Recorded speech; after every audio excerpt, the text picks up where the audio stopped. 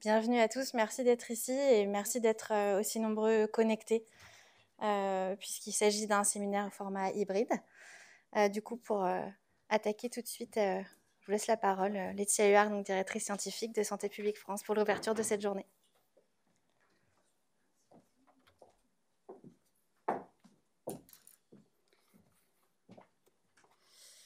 Je vais profiter d'enlever le masque comme vous êtes tous très loin de moi. Bonjour à tous.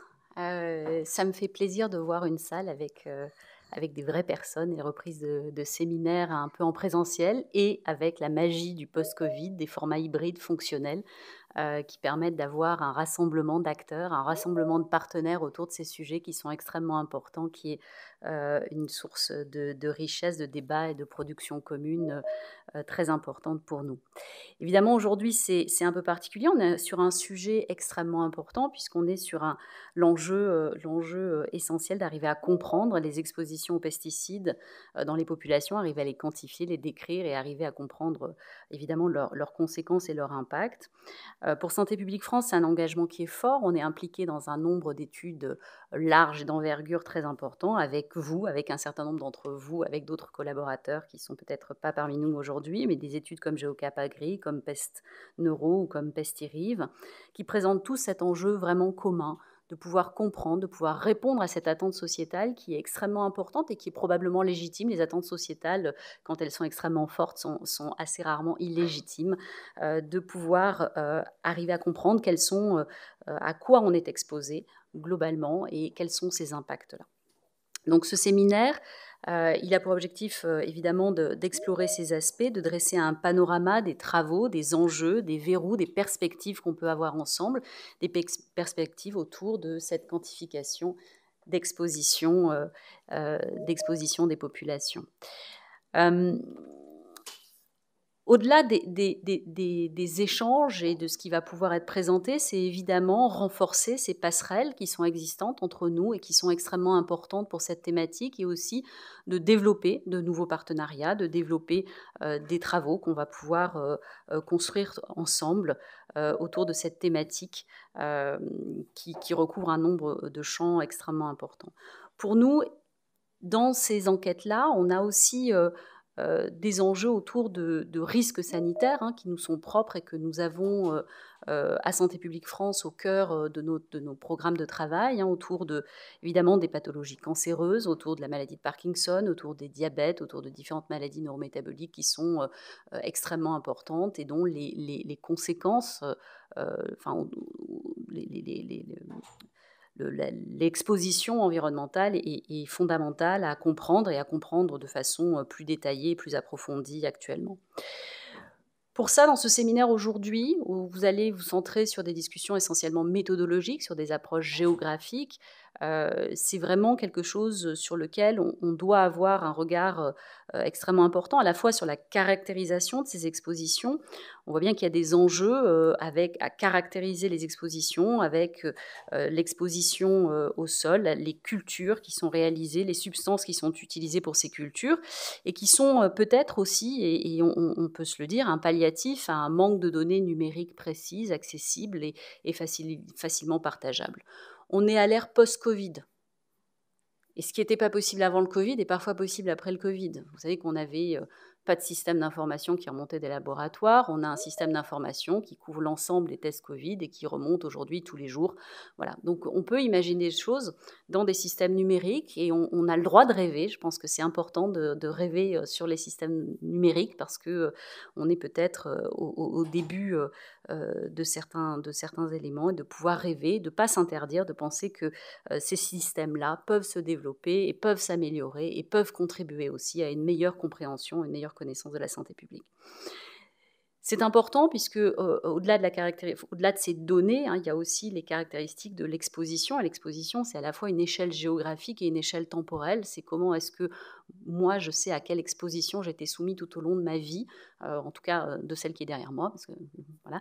Mais, et c'est d'autant plus important que c'est ces enjeux sur des pathologies chroniques, sur des pathologies où il y a une fenêtre temporelle avant la survenue d'une pathologie qui est extrêmement importante et qui nécessite d'avoir une vision globale, à la fois sur du territoire fin et aussi inscrit dans une temporalité importante pour les personnes. Donc, je sais que vous travaillez sur énormément de développement méthodologique pour pouvoir pallier à cette absence de puce individuelle qui nous caractériserait sur notre exposition au cours de notre vie. Et c'est tous ces enjeux que vous allez partager ensemble.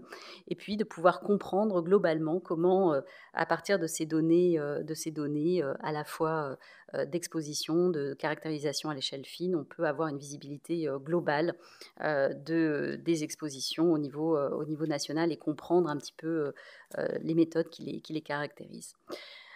Vous allez aborder tout un tas de choses que je ne maîtrise absolument pas et je ne rentrerai pas dans les détails de tous ces éléments-là, mais évidemment des outils communs autour des systèmes d'information géographique qui représentent des enjeux méthodologiques et techniques qui sont assez majeurs en termes de développement. L'important, c'est que quand on regarde le programme, et je suis très très jalouse de votre journée, en fait, je dois vous le dire, j'ai une journée beaucoup moins passionnante que la vôtre aujourd'hui, mais vous avez une journée extrêmement riche, à la fois en termes de contenu, mais aussi en termes de partenaires.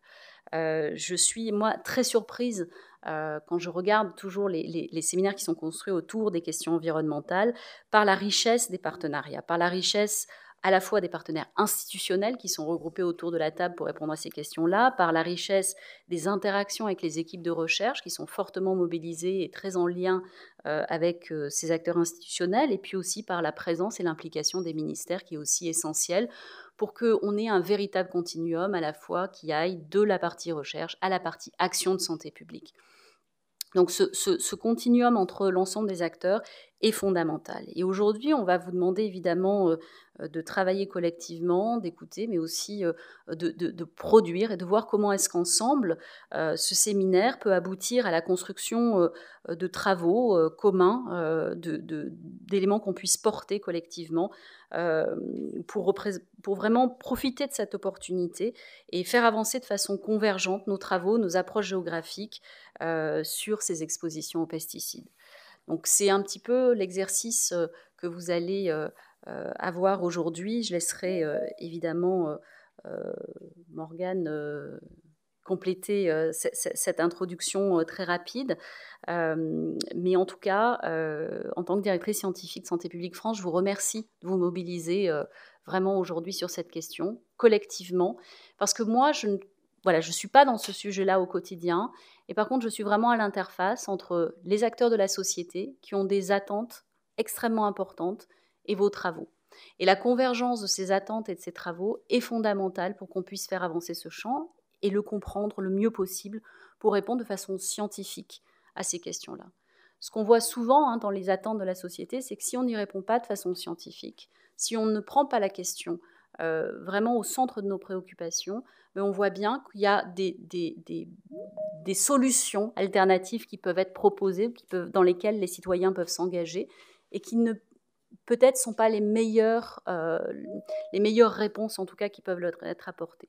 Donc pour nous, c'est important, parce qu'on est à l'interface avec la population, parce qu'on est à l'interface avec nos concitoyens, qu'on puisse soutenir la meilleure réponse scientifique possible à leurs questionnements. Et donc un grand merci à vous tous pour être là aujourd'hui et partager ces échanges autour de cette question fondamentale. Et puis peut-être aussi réfléchir à finalement, dans cette ère post-Covid, qu'est-ce qu'on pourrait rêver comme système d'information, qu'est-ce qu'on pourrait rêver comme technologie qui nous permettrait de mieux répondre encore à ces attentes et à ces préoccupations de nos concitoyens. Donc un grand merci à vous tous et je vous laisse commencer une journée avec des choses passionnantes. Merci beaucoup.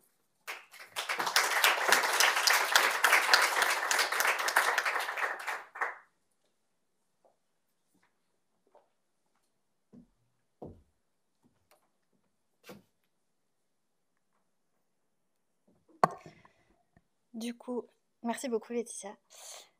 Pour introduire la journée et donc poursuivre, on voulait faire une petite introduction pour balayer en introduction les problématiques qui nous sont un peu toutes communes aujourd'hui.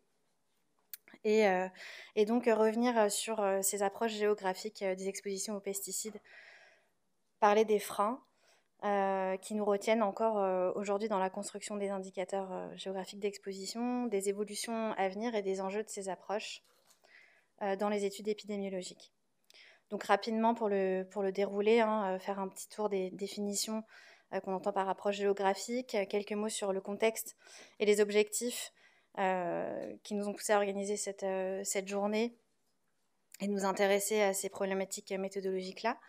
Balayer les freins, les évolutions, les enjeux, et puis je reviendrai juste sur une petite diapo à la fin pour les éléments un peu pratiques du déroulé de cette journée, au format particulier. Pour les définitions, il me semble que j'ai perdu le micro. Merci. Concernant les approches géographiques des expositions aux pesticides, quand on parle des approches géographiques, on parle de plusieurs choses. C'est un champ très vaste, et puis d'ailleurs, ça ne s'applique pas uniquement aux pesticides. Mais on parle de géoréférencer les données.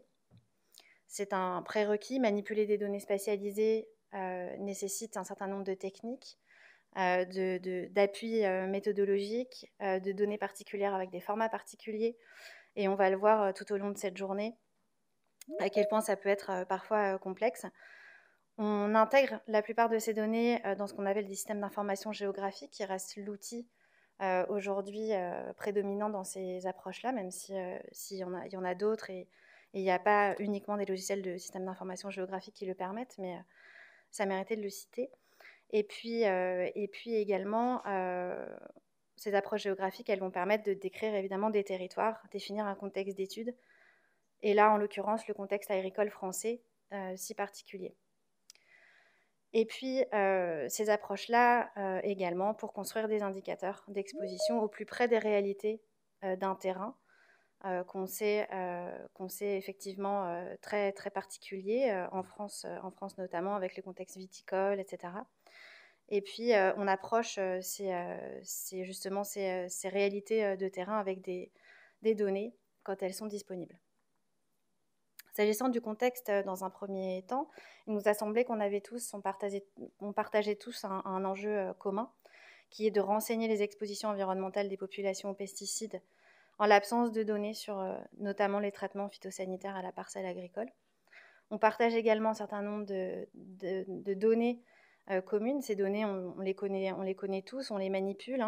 Il s'agit vous avez quelques exemples là sur la diapositive, mais du casier viticole, du recensement général agricole, du RPG, il y a tout un tas de bases de données qui nous sont familières maintenant, mais pour lesquelles on sait malgré tout qu'elles ont été non conçues ni alimentées pour les besoins des études épidémiologiques pour la plupart. Le rythme de mise à jour de ces bases-là sont pas identiques les unes par rapport aux autres.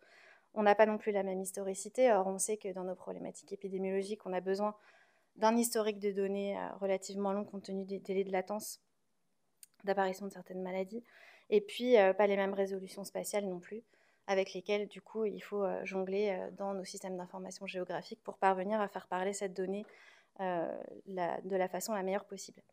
Et puis on partage aussi des questions méthodologiques communes, que j'ai quelques-unes étant citées ici, comment combiner au mieux ces données, à quelle échelle est-ce qu'on travaille, quelle échelle est la plus pertinente pour approcher la problématique, comment affiner les typologies de culture et les usages de pesticides aujourd'hui avec les données dont on dispose, et puis à quelle distance aux cultures sont les plus pertinentes à envisager en fonction des problématiques de chacun.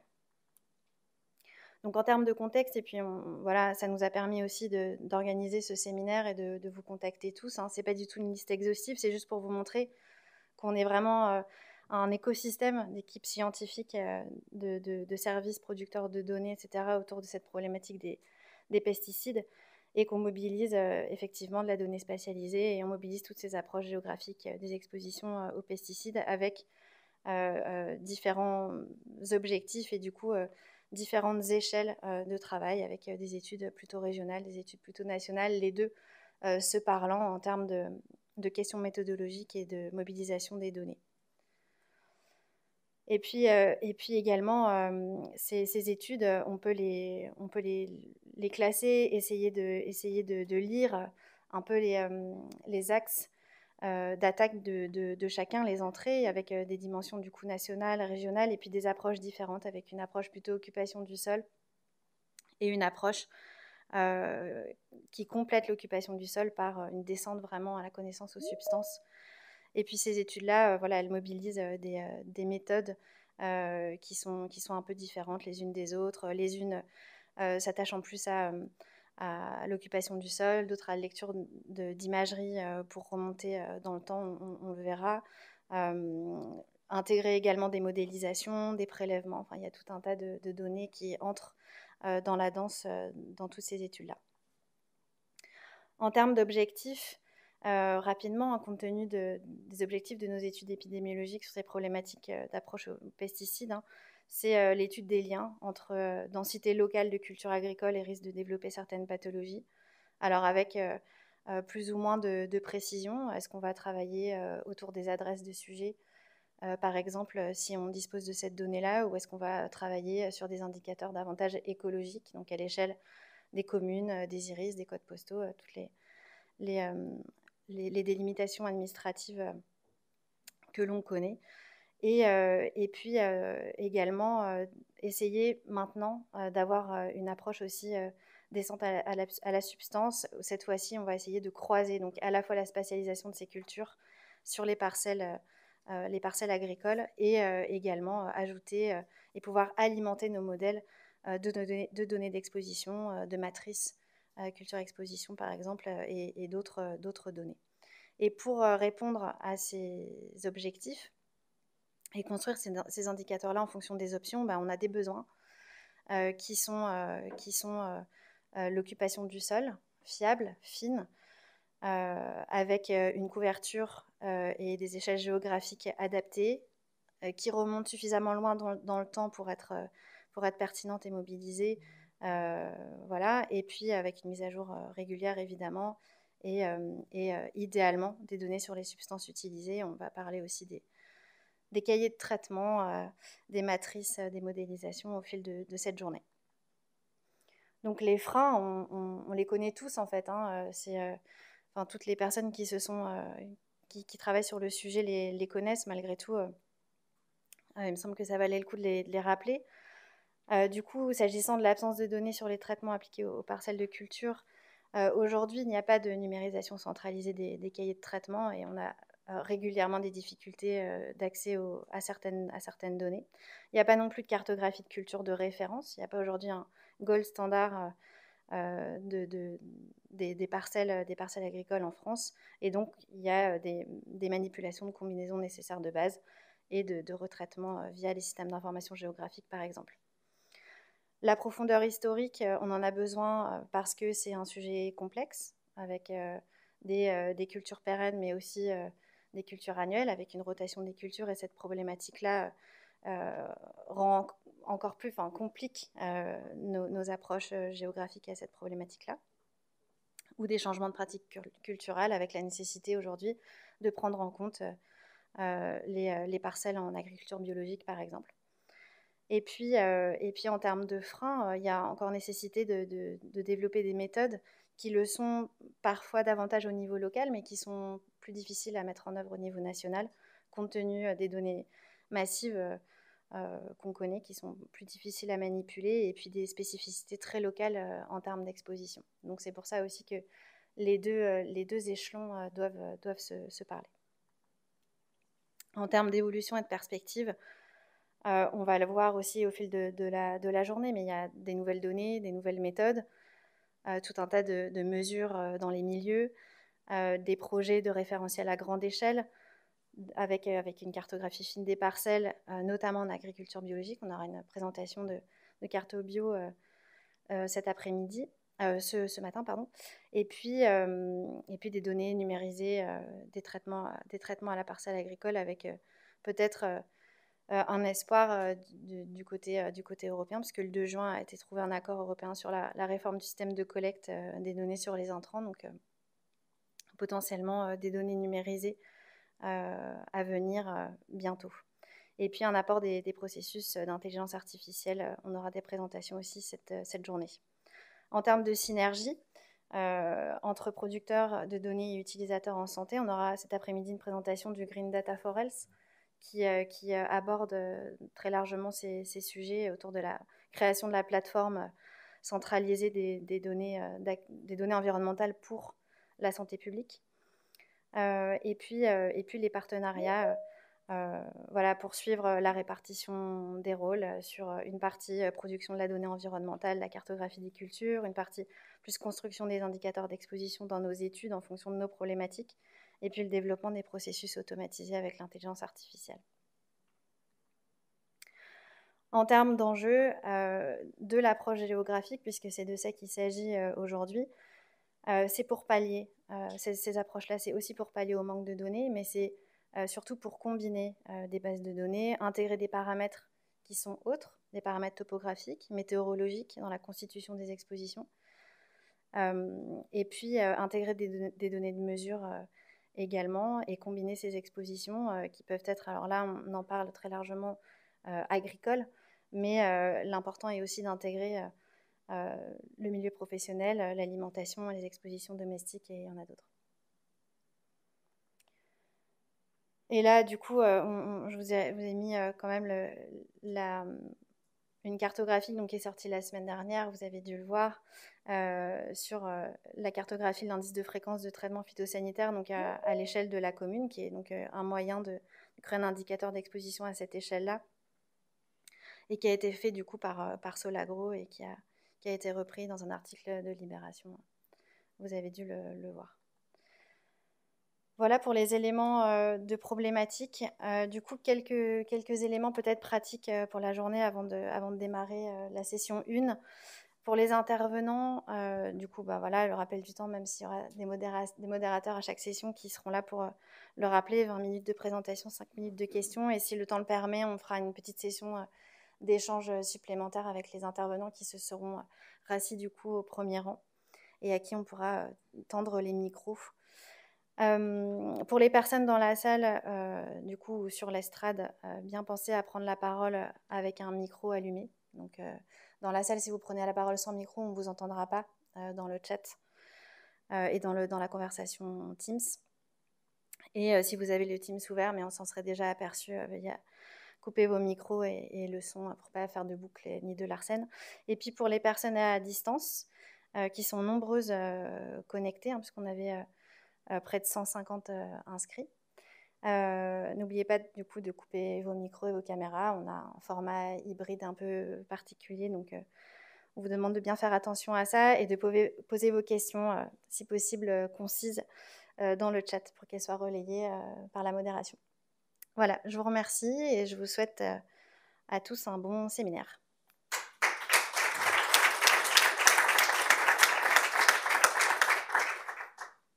Ah oui, et pour les intervenants, donc, vous pouvez passer vos slides avec le petit pointeur. Bonjour, donc je suis Elodie Faure, je travaille à l'INSERM dans l'équipe Exposome Hérédité à Villejuif. J'ai travaillé sur le domaine des pesticides il y a un petit moment et je suis ravie que Laura, Margot et Morgane m'aient invitée à modérer cette session ce matin. Je propose à Perrine de Cruy-Chanel de Santé publique France et Mathieu Mancini de l'INSERM de venir au pupitre pour la présentation de GeoCap Agri, proximité de culture et risque de leucémie aiguë chez l'enfant, construction d'une cartographie nationale des surfaces agricoles. Donc vous avez 20 minutes. Si je vois que vous débordez, je vous ferai un petit signe. Si vous n'êtes pas à la conclusion dans les 2 dernières minutes, je vous ferai signe.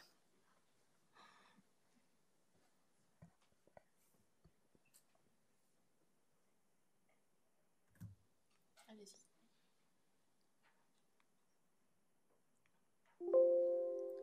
Comment on bascule sur la présentation de l'orateur? Parce que là, je n'ai que les prêts. Non? Pas du tout.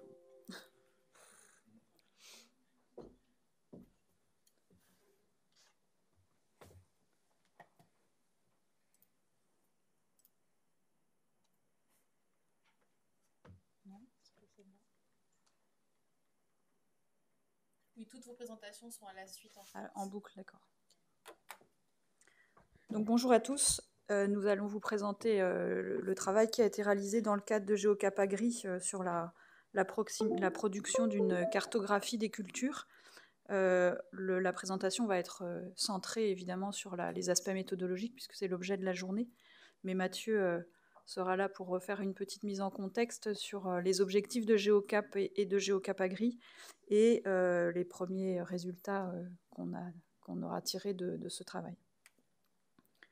Donc très rapidement, on va vous présenter les contextes et les objectifs. Je m'étendrai plus largement, puisque c'est l'objet de la journée, sur la méthodologie de construction de la cartographie des cultures. On fera un petit tour aussi sur les atouts et les limites de la cartographie.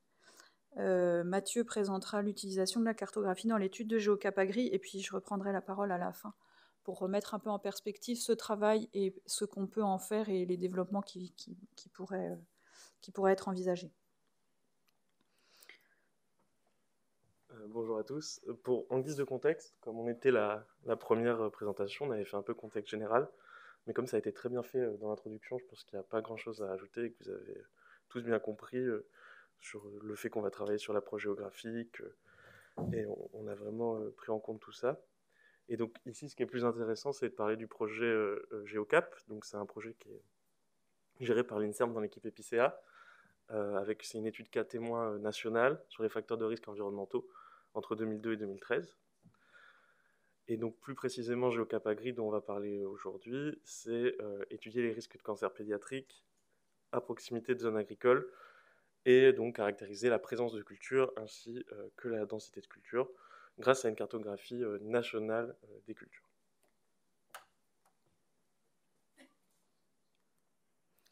Donc la construction de la cartographie, du fait que GeoCap est un registre national donc qui porte sur l'ensemble du territoire français, il y avait un impératif d'aboutir à un indicateur qui soit homogène sur l'ensemble du territoire, qui puisse être disponible en tout point du territoire. Et je parle de tout point parce qu'on est sur une étude cas témoin avec des adresses géolocalisées, donc d'avoir une information précise et fine en tout point.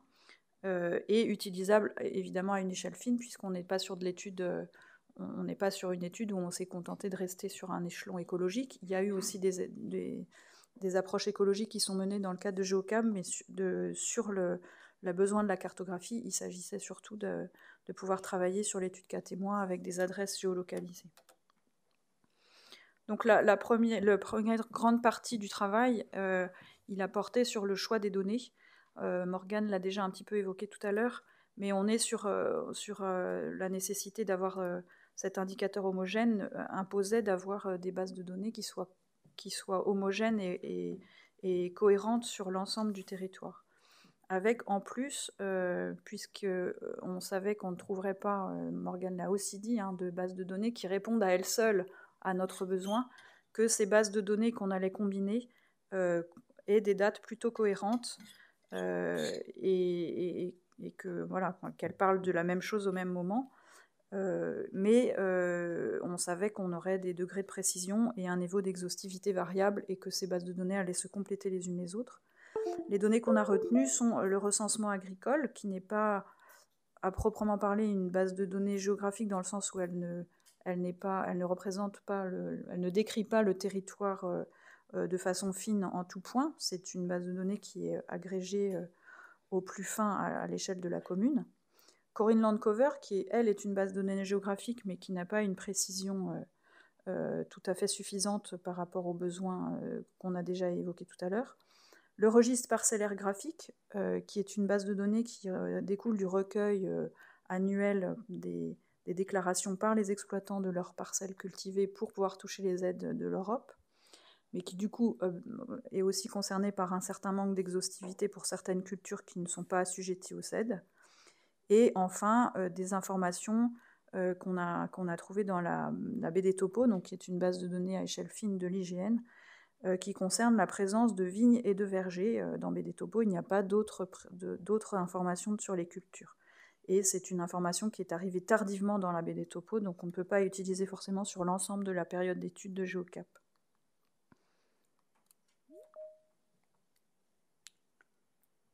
Ça ne marche plus. Ça passe plus. C'est magique, la technique. Depuis qu'il a enlevé le petit bandeau, ça marche plus.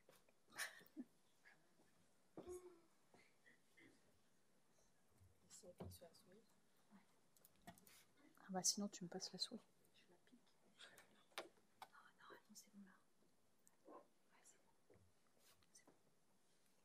Ok. Oui.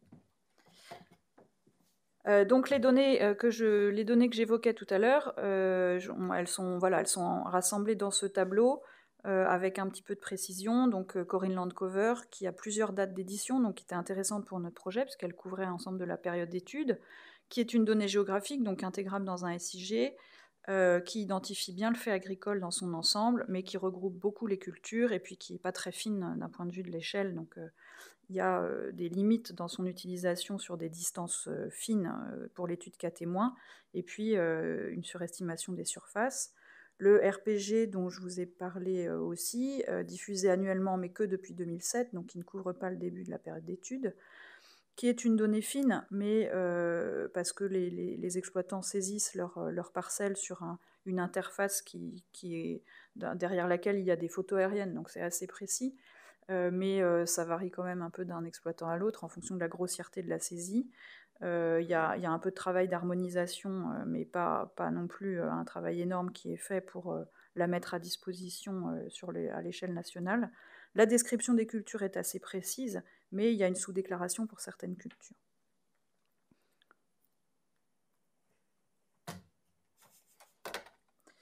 La présence de vignes et vergers dans la baie des Topos, qu'on peut utiliser vraiment que vers la fin de la période d'études de Géocap, puisque cette donnée a été saisie entre 2012 et 2017 dans la baie des Topos, et en 2015, elle n'était pas encore complètement couverte, donc à la fin de la période de Géocap, qui est 2013, on était quand même sur des données qui n'étaient pas encore toutes remplies.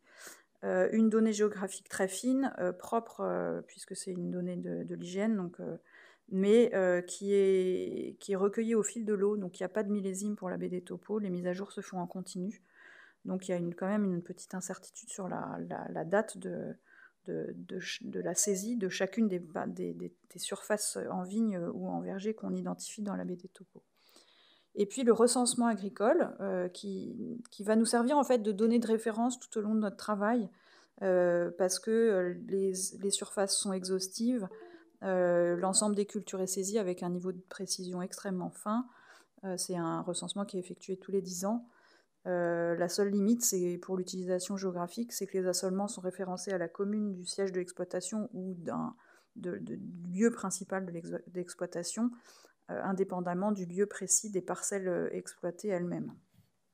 Et puis pour Géocap Agri, on n'a pas retenu le casier viticole, qui est disponible à partir de 2016, donc un peu trop tardivement par rapport au travail.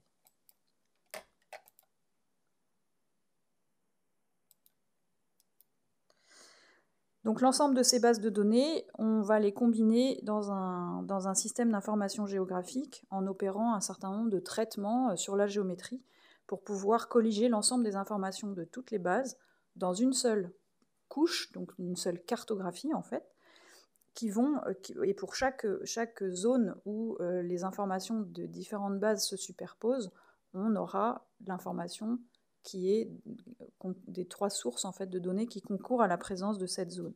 Donc on obtient en fait une cartographie assez complexe, avec du fait des différentes échelles de saisie, du fait que les objets pour lesquels les bases de données sont créées sont différentes, parfois des très petites surfaces avec un peu des artefacts, donc il y a un gros travail de traitement derrière. Et puis on a des informations attributaires donc sur les différentes cultures présentes, et il faut traiter aussi la concordance des informations qui nous arrange, ou les discordances entre les informations, parce que les bases de données peuvent très bien ne pas être cohérentes entre elles sur une surface donnée. Donc il y a tout un travail de réflexion qui a été mené pour gérer cette information. Donc la cartographie qu'on obtient, elle a cette tête-là, une cartographie assez fine avec des surfaces extrêmement variables en termes d'étendue. Cette cartographie, on la traite par derrière en la raffinant, puisque je vous ai dit qu'avec notamment Corinne Landcover, on a parfois des surfaces qui sont issues de bases de données avec des précisions qui ne sont pas très grandes. Et pour nous, c'était assez important dans la problématique de relier ça à une exposition, de ne pas surestimer trop l'exposition en intégrant dans les surfaces qu'on considérait comme agricoles des surfaces qui ne l'étaient pas en fait.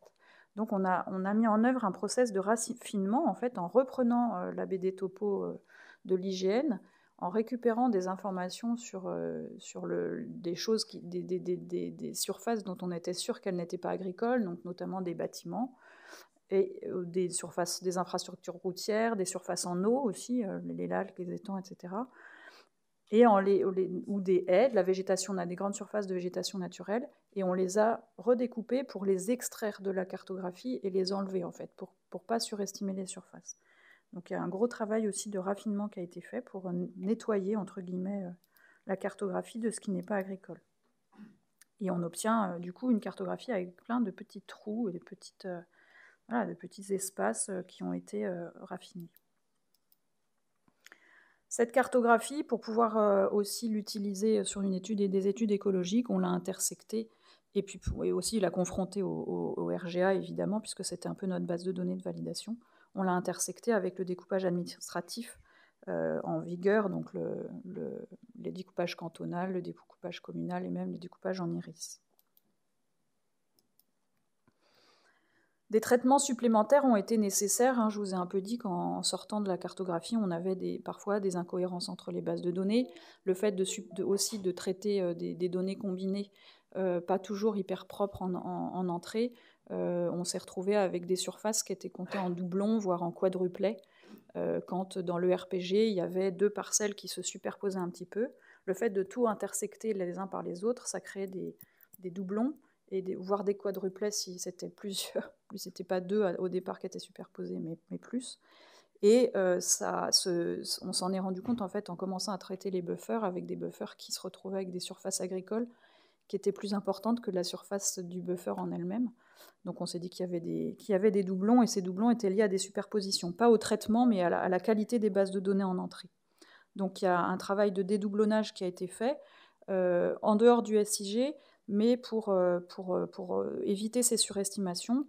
En fait, il concernait vraiment des artefacts de traitement, puisqu'on a enlevé 0,5% du nombre de polygones, et ça a diminué de moins de 0,1% de la surface totale de la cartographie. Donc c'est pas ça qui a servi à nettoyer la cartographie, mais à éviter d'avoir des situations difficiles à traiter sur des petits buffers peu étendus. Et puis d'autre part, il a fallu traiter l'incohérence ou la discordance des informations attributaires quand 2 sources ne renseignaient pas la même culture pour un polygone donné. Donc on a, avec l'équipe Epicea, on a mis en place un algorithme de traitement de ces discordances pour attribuer à chaque polygone une culture qu'on considérait la plus fiable en fonction des informations qu'on a sur la fiabilité et la confiance qu'on peut accorder aux sources de données. En termes d'atouts et de limites de la cartographie, on avait envie de vous montrer un peu ce que ça donne. Donc, quand on regarde sur 2 départements, on voit quelque chose de très fin, avec quand même un niveau de détail des cultures et une subsistance d'incertitude sur la réelle présence de la culture qui est encore importante, mais qu'on peut quand même plus facilement traiter dans l'analyse. Donc là, vous avez l'exemple là, sur les départements du Nord et du Pas-de-Calais pour la cartographie 2012, et puis on l'a aussi faite sur la Charente-Maritime où il y a de la viticulture quand même, parce que c'est une culture qui est très concernée par nos études d'exposition en épidémiologie. À l'échelle départementale et selon la cartographie des cultures, la part moyenne de la surface des départements en culture, elle est de 51%. Avec un record pour la Mayenne qui a 81% de sa surface qui est en culture, et un gradient de densité qui semble un peu décroissant du nord-ouest au sud-est, ce qui n'est pas forcément une découverte quand on a un peu en tête la géographie agricole du territoire. Pour les cultures viticoles, on est à 1,8%, donc c'est une culture d'intérêt, mais on a bien tous conscience que c'est une culture qui couvre une surface assez faible en France, et encore plus faible pour l'arboriculture. C'est intéressant de décrire quand même un petit peu comment ça se passe à l'échelle communale. Il y a plus de la moitié des communes françaises qui ont plus de 50% de leur surface totale qui est dédiée à l'agriculture. Mais si on s'intéresse à la population qui est concernée, ça fait moins d'un quart de la population française. Et il y a quand même la majorité de la population française qui réside dans des communes dont la surface dédiée à des cultures agricoles est inférieure à 25% du territoire communal. Donc il existe une intrication des lieux de résidence avec l'agriculture, mais c'est quand même pas la majorité de la population qui est concernée. Perrine, il vous reste 5 minutes. Ok. À l'échelle communale, les surfaces en culture déterminées à partir de la cartographie sont bien corrélées à celles déterminées par le RGA. Donc ça, c'était une bonne surprise de notre travail de confrontation avec les données du recensement agricole. C'est qu'on a quand même une bonne corrélation entre ce que donne la cartographie et le RGA. Ces comparaisons sont retracées dans les cartes que vous voyez ici en fonction des différentes cultures. Donc, je vais vous présenter un peu comment on a utilisé toute cette cartographie dans notre étude GeoCap Agri. Donc GeoCap Agri, comme on l'a dit au début, GeoCap c'est de 2002 à 2013. Ici on n'avait pas d'indicateur avant 2006, donc c'est pour ça que GeoCap Agri, ça sera vraiment entre 2006 et 2013. Et on s'est surtout intéressé à la viticulture, qui est une culture pérenne, ce qui a permis de construire uniquement 2 cartographies. La cartographie 2007, où on utilise les indicateurs de RPG 2007 et de CLC 2006, et la cartographie 2012, qui sont donc avec RPG 2012, CLC 2012 et la BD Topo. Donc vous voyez sur le côté pour quelles années on utilise ces différentes cartographies. Et ensuite, on a utilisé toutes les adresses de nos témoins et de nos cas de leucémie aiguë pour construire des buffers, donc des zones tampons de rayons différents, 200, 500 et 1000 mètres, autour des adresses de résidence au diagnostic. Et on a on a fait une intersection entre ces buffers et la cartographie. Vous avez quelques exemples en bas de la slide. Et ça nous a permis d'avoir des informations sur les présences et les densités de culture. Donc ce qu'on a fait en viticulture, c'est qu'on a créé 2 indicateurs. Un indicateur qualitatif de présence de vignes dans chacun des anneaux, donc à moins de 200 mètres, entre 200 et 500 mètres, et à plus de 500 mètres, mais moins de 1000 mètres. Et un indicateur de densité de viticulture à moins de 1000 mètres. Donc ça, c'est un indicateur classique avec surface viticole qui est divisé par la superficie du buffer. On a fait des analyses sur la période 2006-2013 en prenant que les indicateurs qu'on avait, donc RPG et CLC, pour avoir un indicateur homogène sur toute la période, et une analyse complémentaire sur 2010-2013, où là on a pris tous les indicateurs disponibles. Et bien sûr, on a fait l'analyse sur la France entière et par région, parce qu'on a une très grande hétérogénéité de la viticulture en France. Et dans le futur, on espère bien sûr travailler sur d'autres types de cancers que les leucémies aiguës et d'autres cultures, maintenant qu'on a la cartographie qui est faite. Un petit exemple quand même, parce que c'était intéressant, si on regarde la distribution des surfaces viticoles selon notre cartographie dans les buffers de nos témoins de l'étude, ici ce qu'il faut voir c'est que donc, on a vraiment des régions très hétérogènes, avec des régions où on a 37% des témoins avec de la viticulture à moins de 1000 mètres du lieu de résidence, comme l'Occitanie, d'autres régions très viticoles qui sont connues, la Nouvelle-Aquitaine ou le PACA et la Corse. Et ensuite, d'autres régions viticoles et certaines pas du tout, comme le nord de la France, les Hauts-de-France, l'Île-de-France, la Bretagne et la Normandie. Ce qui est aussi intéressant ici à voir, c'est dans les toutes dernières colonnes tout à droite, c'est de voir qu'il y a plutôt un lien entre la proportion de témoins qui ont de la viticulture à proximité et la surface de viticulture à proximité. Donc il y a ce lien-là, sauf dans 2 régions qui ressortent, le Grand Est et la Bourgogne-Franche-Comté. C'est les régions viticoles avec le moins de proportion de témoins exposés, mais quand ils sont exposés, ils le sont fortement avec une grande surface, et ça s'explique par bien sûr les très grands domaines viticoles de Champagne ou de cette zone-là. En termes de perspective, on va passer rapidement, mais il y a quand même quelques petites questions qui se posent sur l'utilisation de la cartographie. Moi, je vous l'ai dit, il y a une granulométrie qui est variable des bases de données en entrée, ce qui permet d'obtenir une cartographie certes fine, mais avec une précision et une variabilité de la fiabilité accordée aux données qui n'est pas forcément très facile à traiter. La précision du géocodage, c'est un peu un défi en zone rurale, et malheureusement, les cultures, elles sont en zone rurale. On a souvent un géocodage, un géoréférencement des adresses qui est moins bon et moins précis en zone rurale, ce qui oblige aussi à prendre en compte à prendre ça en considération quand on définit les rayons des buffers, parce que si on a un géocodage qui est précis à 50 mètres, un buffer de 100 mètres, on risque quand même de pas mal se tromper sur ce qu'on décrit comme exposition. Donc c'est une précaution à prendre en fait par rapport à l'utilisation de ce type de données. On a une cartographie qui donne une bonne évaluation pour les cultures pérennes, puisqu'elle ne varie pas, c'est plus facile à prendre en considération. Par contre, on a des précautions à prendre pour les cultures annuelles et évidemment des analyses à faire aussi sur qu'est-ce qui change quand on introduit un autre millésime du RPG, par exemple. Donc le travail doit être considéré comme l'élaboration d'une méthode, en fait. Je considère que ce travail est plus une élaboration d'une méthode qu'une cartographie qui peut être reprise et transposée à d'autres études. Il faudra éventuellement la reconstruire en fonction des besoins. Elle a par contre l'avantage d'être évolutive, puisqu'on peut se coller au plus près des besoins d'une étude. Les validations complémentaires, il y a des limites sur les comparaisons avec le RGA du fait de la précaution à prendre sur les données du RGA à l'échelle communale, on l'a déjà dit. C'est difficile de faire une comparaison à une échelle plus fine, puisque le RGA ne le permet pas, et que ça pose quand même un peu la question de l'évaluation de la qualité des indicateurs qu'on produit dans les buffers. Les validations complémentaires, elles vont être faites avec les OCS grande échelle dans les départements où elle est disponible. Ça sera l'objet d'une présentation suivante, puisqu'il y a un travail en cours dans le cadre du projet Hémophyto, justement pour comparer ce que donnent les OCS grande échelle et la cartographie qu'on a construite.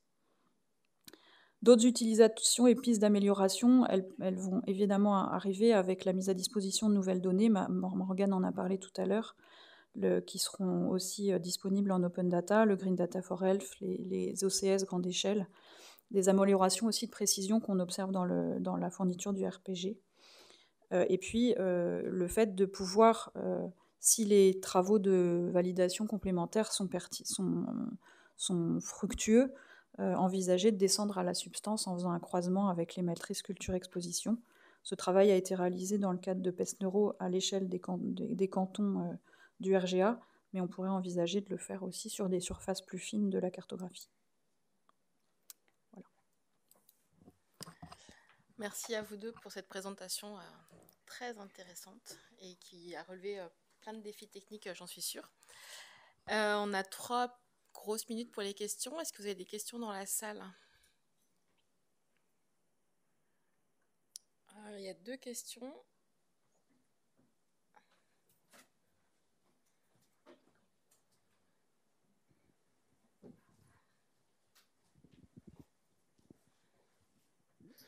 Merci pour la présentation. Enrique Barriso, INRAE.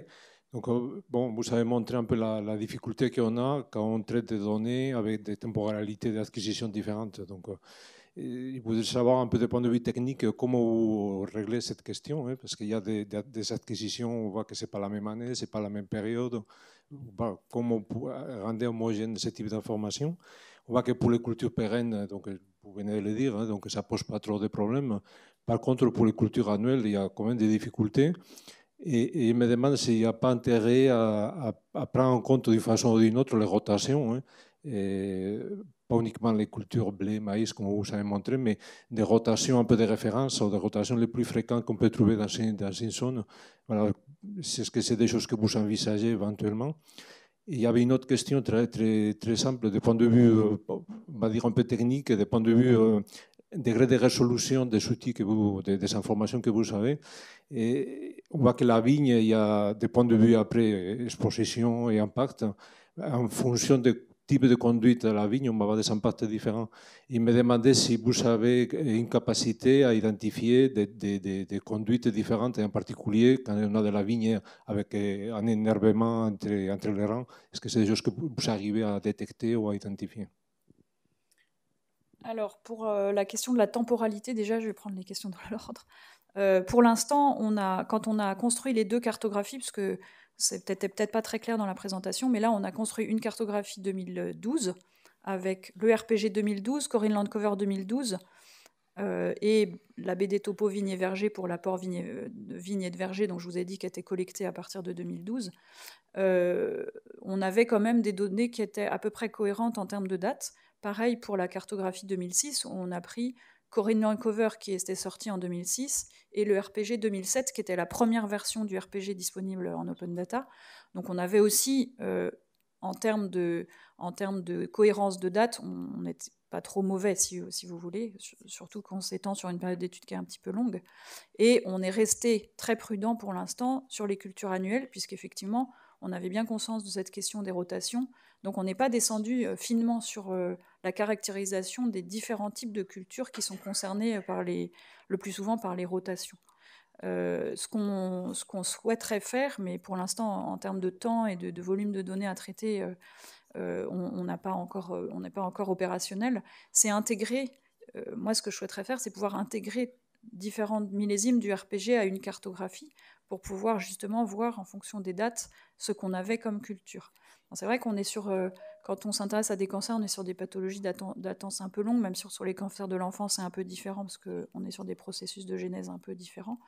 Donc les latences ne sont pas les mêmes que pour les adultes, mais néanmoins, l'exposition s'analyse plutôt dans un temps long sur des études où on va faire des prélèvements biologiques, par exemple. On va se poser la question différemment parce qu'on va doser les gens à un certain moment et on va vouloir regarder l'exposition au moment où le prélèvement a été fait. Et à ce moment-là, on va cibler une fenêtre temporelle beaucoup plus étroite. Voilà, donc pour intégrer le RPG, moi je voudrais qu'on puisse avancer sur le fait d'intégrer différents millésimes. Et votre deuxième partie de question, c'était sur la rotation des cultures, c'était en intégrant différents millésimes du RPG. Je pense qu'on peut déjà essayer de résoudre un petit peu cette question. On ne s'est pas posé la question encore d'intégrer des process de rotation les plus courants en fonction des régions, parce que j'imagine que ça dépend aussi un peu des terroirs et des pratiques. Donc ça n'a pas encore été réfléchi. Et sur la partie caractérisation du type de vigne, est-ce qu'il y a de l'enherbement et tout ça, les bases de données qu'on a nationales, elles ne nous permettent pas de savoir exactement quelle est la typologie et de pratique sur l'exploitation viticole. Donc on ne peut pas en tenir compte, même si on a bien conscience qu'il y a effectivement des différences de pratique assez fortes. On a aussi conscience qu'il y a une différence aussi d'éclatement du terroir viticole qui est très différente dans le Bordelais et dans les Côtes de Nuit au nord de Dijon, par exemple. Donc on voit bien qu'on est sur des territoires qui ne fonctionnent pas de la même façon, qui ne vont pas générer des expositions tout à fait similaires non plus. Merci à vous deux. Compte tenu du timing, je propose que Victor, si tu peux garder ta question pour si on a le temps un petit peu après, sinon de voir avec Perrine et Mathieu après. Merci à tous les deux. Donc du coup, je propose, Perrine, donc tu restes sur l'estrade et d'inviter Sébastien Orazio du projet Epicène. Ah oui, c'est vrai qu'il est en distanciel. Et donc, il nous présente le projet Hémophyto, proximité aux cultures agricoles et hémopathie maligne. Je vais présenter une étude collaborative entre une équipe INSERM qui s'appelle Epicène, épidémiologie des cancers et exposition environnementale, donc, qui est sur l'Université de Bordeaux, et donc Santé publique France, avec notamment l'AD7. Et donc le projet exactement, il s'appelle Hémophyto 2, donc qui est en fait une étude nationale sur le lien entre les hémopathies malignes chez l'adulte et les proximités aux cultures agricoles. Donc en fait, plus largement, cette étude est intégrée dans ce qu'on appelle le programme HEMO, puisqu'effectivement, depuis 2017, on a une équipe qui s'appelle l'équipe ELA qui est intégrée à Epicène, et dont l'objectif, effectivement, c'est d'étudier le lien entre le risque de survenue d'hémopathie maligne de l'adulte et différentes expositions environnementales. Donc il y en a 3 sur lesquelles on se concentre à l'heure actuelle. Donc ce sont bien entendu les pesticides, les UV et également les champs électromagnétiques. Voilà. Donc à l'heure actuelle, on a plusieurs projets qui sont en cours, notamment le projet HEMO-UV. Voilà. Donc l'objectif, c'était de voir le lien entre les expositions UV et le risque de survenue de certaines hémopathies malignes. Et ce projet a permis, par exemple, de mettre a été réalisé par un interne en santé publique et qui a donné lieu l'année dernière à la soutenance d'une thèse. Et il y a un article qui est en cours de rédaction. Ensuite, il y a le projet Hémophyto, qui en fait était un projet pilote pour à la fois générer des liens et des partenariats, notamment pour avoir des données qui nous permettent de caractériser les expositions des riverains aux pesticides, et puis aussi de voir si effectivement la méthodologie permettrait de mettre en place un projet de plus grande ampleur. En sachant que ce pilote avait été réalisé initialement uniquement sur le département de la Gironde et avec notamment les données sanitaires du registre des hémopathies malignes de la Gironde. Suite à ce pilote, on avait mis en place un projet de plus grande ampleur qui s'appelle le projet Géocaphyto. Donc là, on en reparlera cet après-midi de ce projet-là, un peu plus. Mais là, l'objectif, c'était de mettre en place un dispositif de surveillance épidémiologique du lien entre exposition aux hémopathies malignes, exposition des riverains aux pesticides et le risque de survenue des hémopathies malignes. Et enfin, effectivement, donc le projet qui va nous intéresser, qui est le projet Hémophyto 2, où l'idée, c'était effectivement d'étendre le projet Hémophyto à l'ensemble en fait, des départements qui sont couverts par un registre des cancers, un registre des cancers qui recueille des informations sur les hémopathies malignes. Voilà. Alors, il y a un autre projet dont je parle, ce qui s'appelle Expophyto, où en parallèle, en fait, on a proposé une nouvelle façon aussi de caractériser les expositions résidentielles aux pesticides. Et donc ça, c'était effectivement un projet où on va utiliser des informations directement au niveau des adresses sur l'ensemble d'un territoire défini. Donc, pour revenir au projet Hémophyto 2, donc, c'est ce que je vous ai dit. L'objectif, c'est d'étudier le lien entre le risque de survenue d'hémopathie maligne de l'adulte et la proximité résidentielle aux cultures agricoles sur l'ensemble de la zone registre qui recueille des hémopathies malignes, qui correspond à peu près à 15 départements, qui correspondent à 15 départements sur le territoire national. Il y a deux sources de données, deux indicateurs qui vont être construits pour caractériser la proximité résidentielle aux cultures. D'un côté, on détaillera par la suite les données de l'OCS, qui sont les données d'occupation du sol, qui sont fournies par l'IGN. Voilà, donc ce sont des données qu'on avait utilisées dans un premier temps dans le pilote, Hémophyto. Alors là, je l'appelais Hémophyto 1, mais c'était dans le cadre du pilote. Et on a vu effectivement que ça permettait d'avoir des informations relativement intéressantes, exploitables, et surtout, c'était faisable assez... les données, ce pilote-là a permis de créer en fait une chaîne de production qui nous permettait en fait d'avoir une information au format qu'on voulait dans le cadre d'un partenariat avec l'IGN. Et du coup aussi pour cette extension-là, on s'est tourné effectivement vers le travail de Perrine, donc Santé publique France, et notamment les caractérisations des cultures, des parcelles de culture telles qu'elle a pu le définir auparavant. Donc, dans la présentation, il y aura 3 étapes, j'allais dire. Une première étape où effectivement, il y a une étude comparative de l'indicateur qu'on a utilisé, nous, dans le pilote, à partir des données de l'occupation du sol. Et également, donc on va comparer cet indicateur-là par rapport à l'indicateur qui sera calculé à partir des données de Santé publique France. Ensuite, l'objectif, c'est de mettre en place 2 études distinctes, donc sur l'ensemble de la zone registre, une étude écologique, donc à partir d'une unité spatiale de type commune ou IRIS, et également une étude cas témoin, là encore sur l'ensemble de la zone registre, donc à un niveau individuel et non plus à un niveau écologique tel que ça sera réalisé dans la première étude. Donc tout d'abord, l'étude comparative.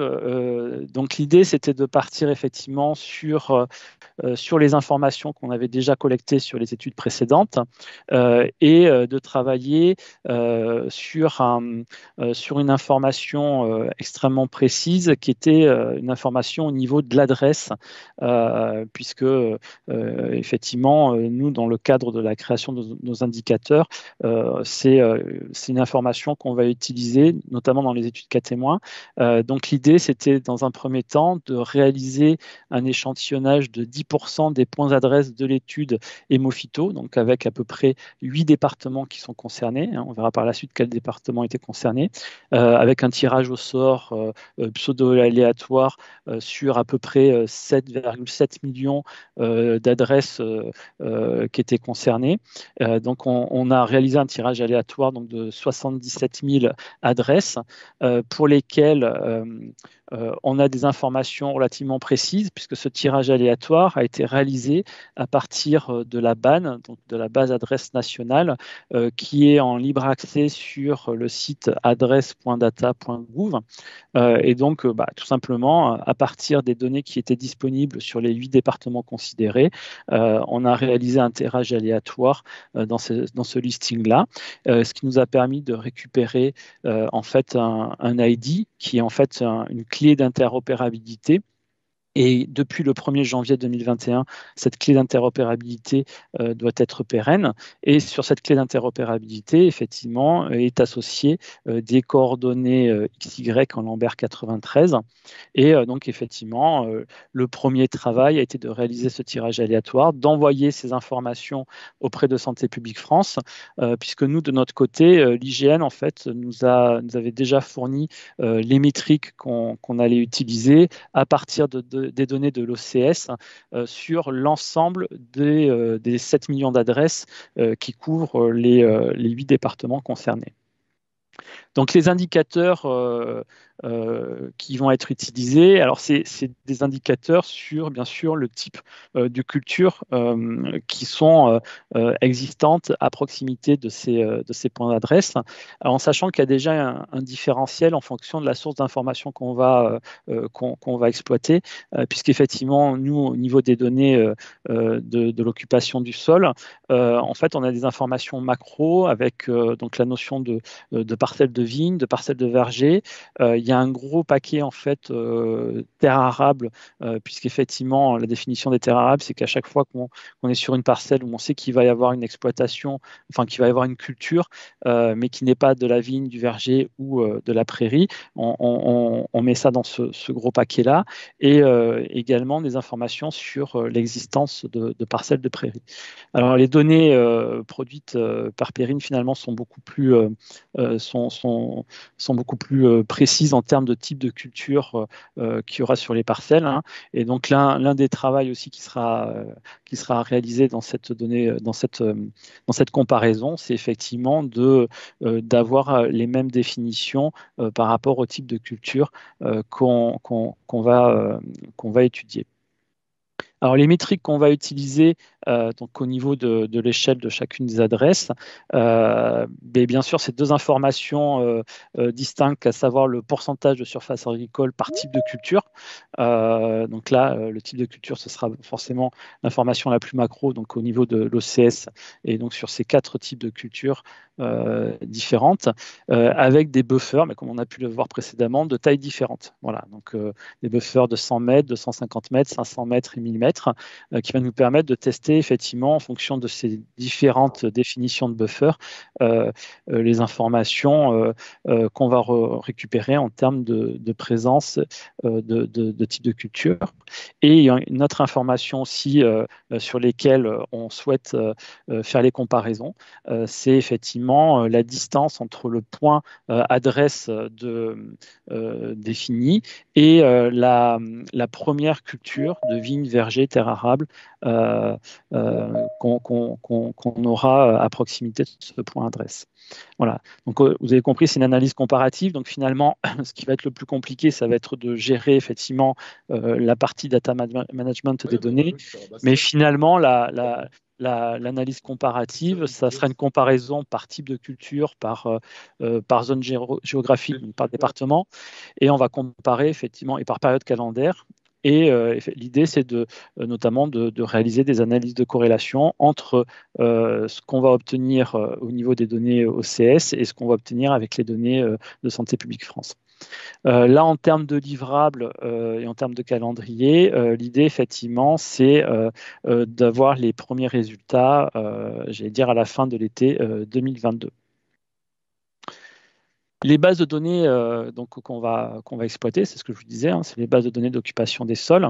Ce qui est intéressant, enfin le gros côté positif de ces bases de données, ce sont des données qui sont à une échelle d'utilisation très fine, puisqu'on est à un niveau de précision métrique. Également, la construction de ces bases de données, qui sont des bases de données régionales pour lesquelles il y a un gros investissement financier, sont liées à une exigence de qualité sémantique et d'exhaustivité de l'information, d'exhaustivité et de documentation de l'information, puisqu'effectivement, les informations des OCS font appel notamment à la photo-interprétation, et en cas de besoin, effectivement, il peut y avoir de la vérification sur le terrain. Donc, a priori, nous, c'est les discussions qu'on avait eues avec l'IGN, ce sont des informations qui sont relativement exhaustives, fiables et à une échelle fine. Donc, c'est vraiment ce dont on avait besoin dans le cadre de cette étude-là pour caractériser un proxy qui soit le plus fidèle possible. Bon, les indicateurs disponibles, ça vous les avez vus, c'est pour différents types de cultures et avec des informations, avec les métriques qui nous intéressent, des pourcentages de SAU en fonction des différents buffers autour des points adresses et les distances telles qu'on l'avait définies. Alors, les points négatifs, j'allais dire, c'est qu'il n'y a que 30% des territoires pour lesquels il y a une couverture avec ces OCS qui répondent à un cahier des charges précis. Et surtout, c'est que, en fait, ce sont des données qui sont millésimées. Voilà. Donc là, par exemple, sur l'étude, sur le pilote qu'on avait fait sur les 8 départements, on voit effectivement que on va avoir 2 millésimes qui vont être disponibles, voire 3 millésimes effectivement pour la Gironde.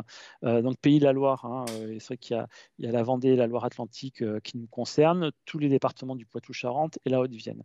Alors nous, pour prendre en considération, de toute façon on verra, hein, mais pour notre étude, enfin pour les études écologiques et cas témoins, on est sur une fenêtre de temps qui est relativement importante parce qu'on est sur des pathologies rares, donc il faut suffisamment d'événements pour pouvoir réaliser des analyses statistiques.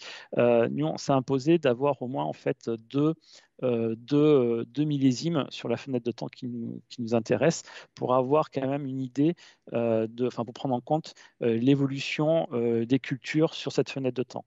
Puisque si on prend par exemple les vignes, en Gironde, il y a eu une politique vers les années 2010 d'arrachage des vignes.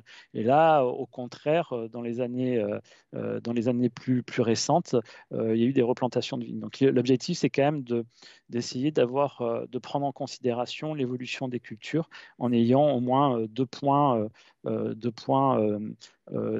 millésimes distincts sur la période de temps qui nous intéresse. Donc là, je vais laisser Sébastien, Perrine. il vous reste 5 minutes. Ah, il reste 5 minutes. Oui. Zut. Et je vois que vous êtes qu'à la slide numéro 5 et que Perrine doit intervenir. C'est pour ça que je me permets de... Je vais aller très vite parce que, en fait, ce que je vais présenter, enfin, ce que Sébastien souhaitait que je présente, c'est exactement ce que je vous ai présenté il y a 5 minutes, donc on ne va pas s'étendre. Mais on reprend, pour faire cette comparaison, on reprend l'approche géographique que je vous ai présentée tout à l'heure pour caractériser l'environnement agricole résidentiel. Donc on construit une cartographie des cultures sur le territoire, on combine plusieurs sources de données, la Corine Landcover, le registre parcellaire graphique et les informations de présence vignes et vergers de la BD Topo. On effectue un raffinement pour nettoyer la cartographie de résultats de surface dont on sait qu'elles ne sont pas des cultures. Et on a réalisé cette cartographie pour 2 périodes. Ce sont les mêmes que ce que je vous ai dit tout à l'heure. Ok. Voilà. Donc du coup, je vais passer directement en fait à la première étude qu'on va mettre en place, donc qui est l'étude écologique sur l'ensemble de la zone registre, hein, sur la période 2006 et 2015. Donc on va travailler effectivement avec les indicateurs sanitaires, enfin les données sanitaires des registres des cancers qui recueillent des hémopathies malignes. Et donc on a un certain nombre d'informations cliniques qu'on va récupérer et d'autres informations de type âge du patient au moment du diagnostic, le sexe du patient et surtout le type d'HM, puisqu'on va faire des regroupements par type d'hémopathie maligne, environ 17 sous-types d'hémopathie maligne qu'on va étudier. Donc, bien entendu, là, l'idée, c'est d'utiliser l'indicateur de Santé publique France, d'où la comparaison qu'on fait avec l'OCSGE pour voir effectivement si on a des résultats identiques et si ce n'est pas le cas, de pouvoir prendre en compte le différentiel dans les analyses. Et sur deux types d'échelles d'unités spatiales différentes, à la fois la commune et l'IRIS. Voilà. Et donc, les analyses statistiques, c'est classiquement, on va modéliser des CIR en prenant en population de référence. Alors, a priori, plutôt la zone registre, donc les départements qui sont concernés par l'étude. Et l'objectif, c'est, avec des modèles spatialisés qui prennent en compte l'autocorrélation spatiale de nos unités spatiales, de faire des estimations en termes de risque relatif. Et ces estimations, c'est en ayant un effet non linéaire, parce qu'on a vu effectivement que bien souvent, il n'y avait pas d'effet linéaire. Donc là, le livrable, c'est pour décembre 2022. Donc pour l'étude cas témoins, donc rapidement, donc on est sur la même période d'étude. Là, l'idée quand même, c'est d'avoir une information de géolocalisation précise des patients au moment du diagnostic. Or, dans les registres des cancers, effectivement, on a quand même pour une très large partie des cas d'hémopathie maligne et des cancers de façon générale, une géolocalisation qui est très bien faite, mais on se rend compte que dans certains cas, on va avoir des géolocalisations qui sont potentiellement à rattraper. C'est-à-dire qu'en fait, on va avoir une adresse qui est incomplète, donc ça va renvoyer soit au centroïde de la voie, soit au barycentre d'un lieu-dit, ou soit parfois, quand on n'a pas l'information, sur la mairie de la commune d'habitation. Et donc là, l'idée, c'est de faire un rattrapage a posteriori pour améliorer la qualité de l'information et pouvoir bénéficier du caractère exhaustif des données des registres des cancers. Voilà. Et bien entendu, ce premier travail est en cours de réalisation pour les 8 départements de l'étude pilote. Et l'idée, c'est d'étendre ce travail sur les 7 autres départements pour effectivement avoir cette étude nationale. Et bien entendu, ça demande un investissement en termes de temps, donc un investissement financier pour pouvoir réaliser ce travail-là. Mais l'étude cas témoin, finalement, les indicateurs sanitaires, ce sont de toute façon les données qui sont aussi fournies par les registres des cancers, mais à un niveau individuel. Et on va venir effectivement récupérer des témoins pour chacun de ces cas à partir des données de l'INSEE qui seront appareillées effectivement sur des facteurs démographiques de type âge et sexe. Et là, on retrouve effectivement l'indicateur des cultures, donc avec les informations en pourcentage de surface agricole dans les buffers et de distance. Et là, justement, c'était l'objet du travail d'Expofito de proposer un indicateur qui va combiner ces deux informations au niveau individuel. Et classiquement, là, les analyses statistiques qui seront réalisées sont des analyses avec des régressions logistiques conditionnelles. Donc, ce sera des calculs d'odd ratio. Et le livrable est prévu pour décembre 2023. Voilà, donc en perspective, pour finir et être dans les temps, quand on est effectivement sur les études cas témoins, il y a un biais potentiel qui peut être lié à l'historique professionnel des patients. Donc là, notamment dans le cadre de Francim, donc le réseau des registres des cancers, on est en cours de réflexion pour s'appuyer sur le projet SICAPRO pour voir dans quelle mesure effectivement on peut récupérer le parcours professionnel de chacun de nos patients. Aussi, on a des questions sur la caractérisation des phytopharmaceutiques au niveau des parcelles, parce que là, on est sur un critère effectivement purement géographique avec le type de culture réalisé sur les parcelles. Donc là, on est en cours de réflexion pour l'utilisation de matrices culture-exposition telles qu'elles sont développées notamment par certaines équipes de notre équipe INSERM Epicène. Et donc, c'est à partir de types de culture, voir si on ne peut pas avoir une estimation des produits produits qui vont être utilisés sur les parcelles. On est également en cours de réflexion avec une équipe de l'INRAE pour pouvoir exploiter les données de la BNVD, dans la base nationale de vente des produits phytosanitaires, puisqu'effectivement, ils ont développé un algorithme qui permet de ventiler a priori sur les parcelles le type et les quantités de produits. Et également, ça serait quand même l'idéal, c'est de voir effectivement, donc ça c'est des travaux qui sont en cours notamment en partenariat avec l'IGN pour développer le recueil pour essayer de récupérer les informations des cahiers de traitement directement auprès des agriculteurs pour notamment que ces cahiers de traitement soient informatisés et qu'on puisse exploiter ces informations. Voilà, donc j'ai fini. Notamment, c'était pour vous présenter l'équipe, les deux équipes qui sont en charge du projet, donc à la fois l'équipe Epicène et l'équipe de Santé publique France. Du coup, je vous remercie pour votre attention et a priori, on est dans les temps. Merci. Merci. On peut l'applaudir. Allez, l'applaudir. Je vais relayer une question du chat et puis on prendra une question dans la salle pour bien garder notre timing. Donc une question sur le chat, c'est quelle prise en compte, comment est-ce que vous prenez en compte en fait le parcours résidentiel de vos cas vu les durées de latence de ces pathologies? Et c'est ça la grosse problématique, c'est que pour l'instant, on n'a pas d'informations sur l'historique résidentiel de nos patients. Et ça, c'est effectivement un gros point sur lequel effectivement il faut qu'on réfléchisse. Alors, il y a peut-être des pistes, notamment en utilisant les bases de données des impôts, où il y aurait potentiellement au niveau individuel l'historique des résidentiels de nos patients. Mais oui, c'est l'un des gros biais de l'étude proposée.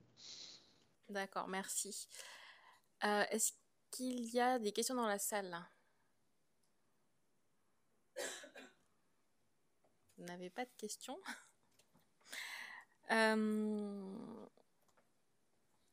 Eh ben, je propose qu'on garde le temps pour enchaîner, sachant qu'on aura des moments pour échanger au moment des repas et à la pause café. Donc du coup, j'invite Béatrice Ferver et Lénie Grasso à nous présenter leur projet sur la caractérisation de l'occupation du sol sur des périodes anciennes et le développement de l'outil Gouramic.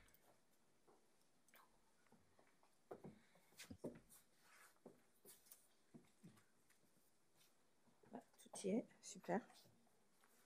Voilà. Enlever les masques pour parler. C'est moi qui commence là. Bonjour à tous présents ici dans la salle et en distanciel.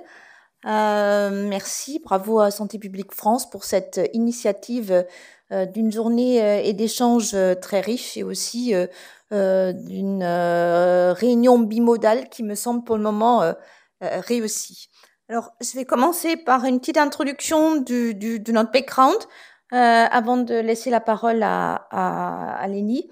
C'est là. Voilà. Juste pour dire, donc, je dirige le département prévention, cancer, environnement, dans lequel il y a Astrid Coste dans la salle et Lénie Grasso, et je co-dirige également l'unité INSERM sur radiation, défense, santé, environnement, et une des sujets, c'est effectivement les expositions environnementales et les risques de cancer, mais également ce continuum dans la prévention, dont Laetitia a également parlé tout à l'heure, pour aller du comprendre les risques vers agir sur les facteurs de risque. Mais on va focaliser sur les expositions environnementales. Nos sujets d'intérêt sont plus particulièrement les cancers associés aux expositions environnementales, à la pollution de l'air et aux pesticides. Et on travaille plus particulièrement sur les risques de cancer du sein en collaboration avec la cohorte 3N sur laquelle travaille Élodie Faure. L'exposition aux pesticides et les risques de tumeurs germinales testicules, donc l'étude TESTIS, qui est une étude catémoine nationale sur 1124 sujets, et également en collaboration avec l'ANSES, l'exposition aux pesticides et plus particulièrement les pesticides SDHI et le risque de paragangliome héréditaires. On s'intéresse aux expositions vie entière et les multi-expositions, mais également l'interaction avec l'exposome général et sur la fraction agir aussi l'interaction de l'environnement avec les comportements individuels. On vise à répondre à plusieurs enjeux méthodologiques qui se posent lorsqu'on s'intéresse aux expositions environnementales et le risque de cancer. Tout d'abord, le cancer a une latence longue et le cancer du sein est un bon exemple où on sait aujourd'hui que les expositions in utero peuvent être responsables d'une augmentation de risque de cancer du sein après la ménopause. Donc, on a des temps de latence très longues, mais également des temps de latence très courts, puisque le traitement hormonal de la ménopause est également responsable d'une augmentation du risque de cancer après la ménopause. Avec des expositions multiples tout au long de la vie et qui sont pas stables. On a une évolution des expositions, ici des expositions sur certains pesticides qui augmentent. Là, c'est les différents... Oups, alors. Dans l'autre sens, pardon, voilà. Je ne sais pas comment on peut, parce que les autres vont pas voir. Donc, sur le petit diagramme en bas à gauche, l'évolution des différents molécules rentrant dans la classe des SDHI. Certains augmentent, d'autres diminuent. Et puis, la pollution de l'air. Ces temps de latence nécessitent qu'on travaille sur une exposition sur des longues durées. Et on a récemment montré dans une publication de European Journal of Epidemiology que la non prise en compte des expositions anciennes peut parfois conduire à des résultats surprenants. On peut penser qu'il y a une sous-estimation des risques, mais on a pu montrer pour certains polluants de l'air qu'on avait une surestimation du risque en ayant une troncature des données d'exposition dans le passé. Voilà, d'autres enjeux, c'est effectivement, on a besoin de beaucoup de sujets. On a une collinéarité forte entre différents polluants et des sources d'exposition, comme pour les pesticides, qui peuvent être, et on va en parler plus tard, alimentaires, professionnels ou effectivement environnementales. Et il peut y avoir des effets synergiques et des interactions entre ces expositions.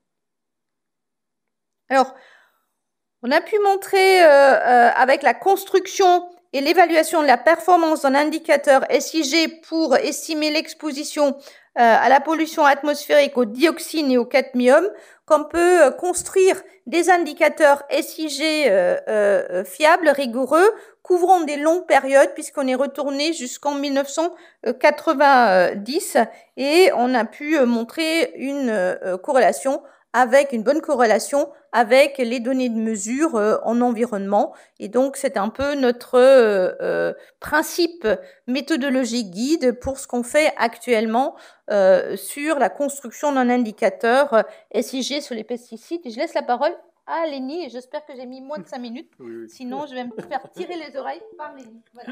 Merci beaucoup. Et donc, les différentes dimensions qui vont nous intéresser, elles sont sur l'exposition environnementale. Donc, évidemment, il y a plusieurs approches, et les pesticides parmi elles, avec toujours l'approche multiscalaire. Alors, multiscalaire au sens géographique, mais aussi au sens temporel. Parce que un des points qui était déjà précisé, c'est que ce qui va nous intéresser, c'est le temps long, et de revenir jusque le début de la vie, et couvrir des fois des périodes qui sont... qui peut être plus ou moins longue, voire très longue sur certains sujets dans le cadre de nos études. La structuration qui va nous intéresser, et là, pour reprendre les indicateurs qu'on tente d'avoir et de reproduire, elles ont un parallèle avec ce qu'on a fait sur la pollution, en intégrant cette notion de source et de contexte d'un individu, de regarder qu'est-ce qui est autour de chaque individu pour essayer d'avoir une information sur ce à quoi il était exposé. En intégrant évidemment, en passant de la pollution aux pesticides, intégrant des notions différentes, les produits, puis aussi la multiplicité des produits, des cultures, des saisons, pas toujours évidentes sur d'autres sources de pollution environnementale, et intégrer des données plus précises sur la topographie et la météo. Là, pour cette présentation, je vais plus me concentrer sur la première partie, sur l'occupation du sol, et notamment sur la difficulté qu'on a, c'est arriver à reconstituer une occupation du sol historique. Donc là, je vais y revenir, mais on va essayer de couvrir tout le XXe siècle finalement.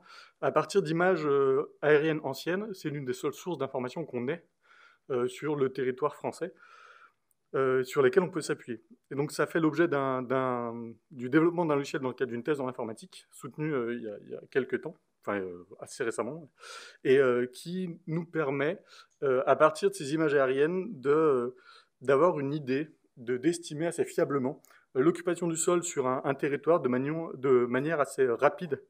Et au lieu de traiter une image à la main qui prenait plusieurs heures, d'avoir quelque chose en quelques minutes à une adresse à un moment donné.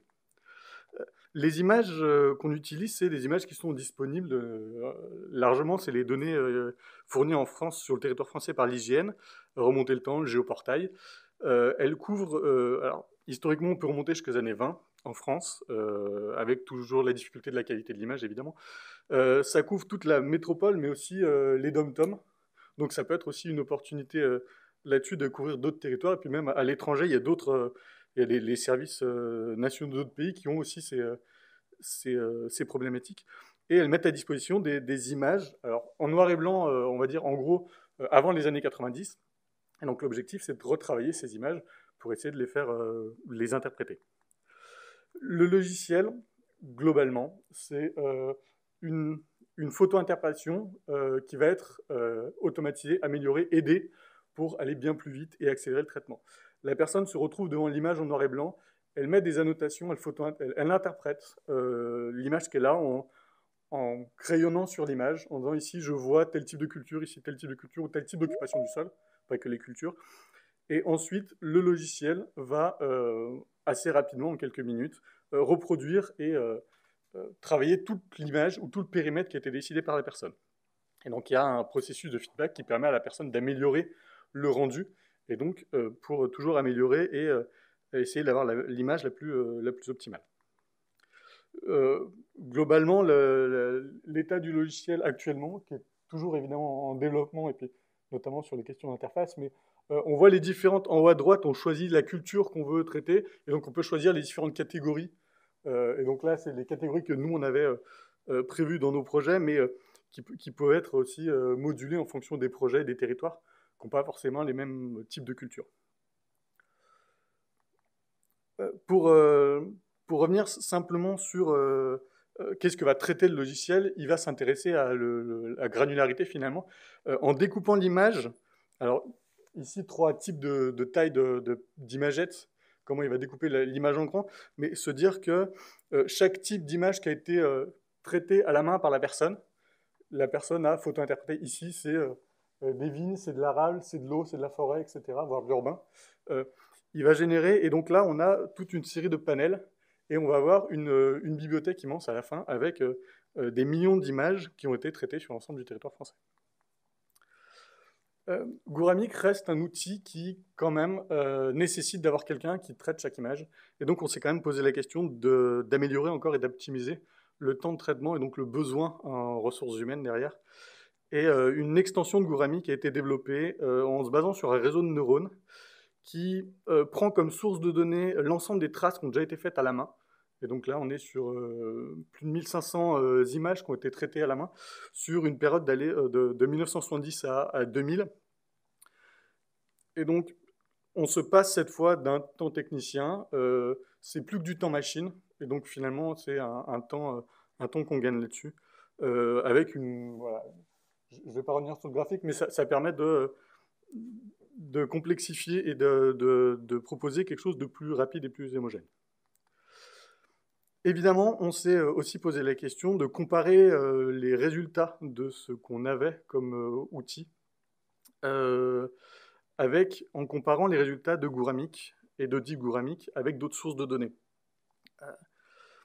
La grande source de données qu'on connaît un peu, on va dire historique, c'est Corinne Landcover, qui remonte à 1990. Il y a une autre source de données qui a été développée par une équipe de recherche néerlandaise, Hilda. Le projet s'appelle Hilda, qui propose une maille d'1 km sur 1 km tous les 10 ans jusqu'à 1900. Et donc c'est très grossier, mais ça permet de couvrir toute la France, mais au-delà toute l'Europe pour leur projet, et de voir l'évolution sur plus de 100 ans du territoire. Ça, c'est les deux grandes sources, on va dire, qui couvrent tout le territoire, mais on a aussi regardé avec des OCS qui ont pu être développés de manière ponctuelle et locale. Et ici, la représentation, c'est un test qui a été fait aux alentours de l'année 1990 pour essayer de coller à Corinne Landcover. On a pris Hilda et l'OCS qui a été fait en Picardie. Et donc, l'image montre aussi le résultat de Gouramic et Deep Gouramic à côté. Et on a fait des comparaisons pour donner une idée et essayer d'évaluer assez fiablement les résultats et les différences qu'on avait sur les résultats de chaque point du territoire. Et donc on a des résultats assez encourageants, avec toujours la difficulté qu'il est assez difficile de comparer quelque chose que, de notre côté, Gouramic et Deep Gouramic est assez précis en termes d'occupation du sol à l'échelle de quelques mètres, voire dizaines de mètres, pour le résultat final sur l'image, à des choses comme Corinne Landcover ou Hilda, qui est très rare, mais ça nous montre qu'on est quand même assez cohérent sur l'ensemble avec des précisions plus importantes de notre côté.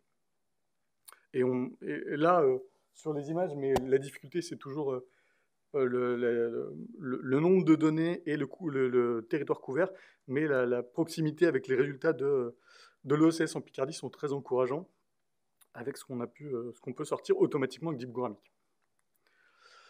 La deuxième évaluation, parce que l'un des processus centraux finalement de Gouramic, c'est le fait qu'il y a un opérateur derrière qui va photo-interpréter l'image.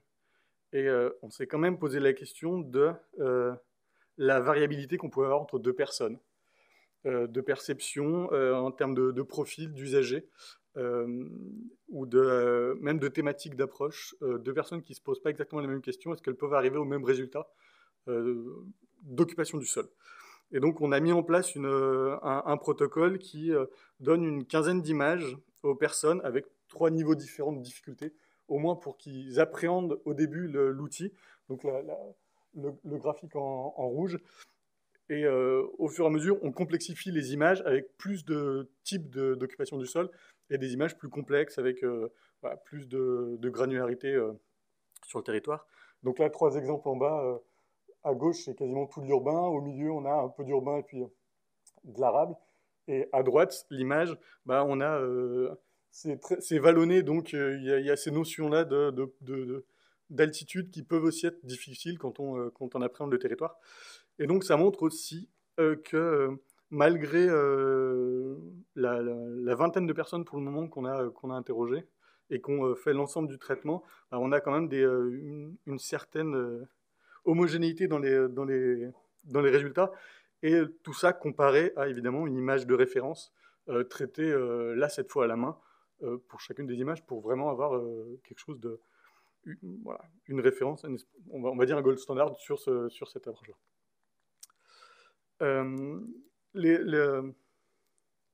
Tout le traitement en cours là pour Gouramic, évidemment, il y a toujours du développement sur cette approche-là pour essayer d'avoir l'outil le plus efficace, optimisé et le plus précis possible en sortie.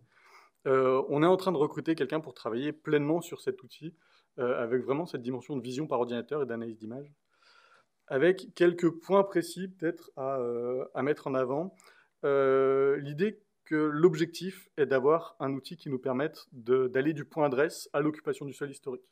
Et donc, il n'y a pas que le point du territoire, mais aussi chaque année. Et donc, on puisse suivre aussi un point et se dire que à un endroit donné, tous les ans, l'occupation du sol peut évoluer.